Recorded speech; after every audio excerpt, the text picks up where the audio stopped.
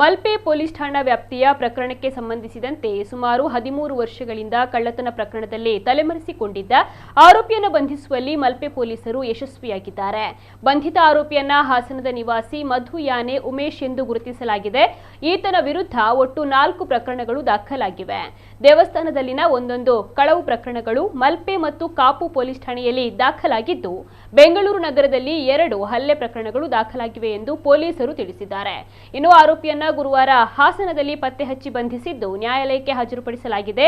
ವಿಚಾರಣೆಯನ್ನ ನಡೆಸಿದ ನ್ಯಾಯಾಲಯವು ಆರೋಪಿಗೆ ಜೂನ್ 29ರವರೆಗೆ ನ್ಯಾಯಾಂಗ ಬಂಧನವನ್ನು ವಿಧಿಸಿದೆ. ಸದ್ಯ ಆರೋಪಿಯನ್ನ ಹಿರಿಯಡ್ಕ ಜಿಲ್ಲಾ ಕಾರಾಗೃಹಕ್ಕೆ ಕಳುಹಿಸಲಾಗಿದೆ ಎಂದು ಮಲ್ಪೆ ಠಾಣೆಯ ಪಿಎಸ್ಐ ಮಾಹಿತಿಯನ್ನ ನೀಡಿದ್ದಾರೆ.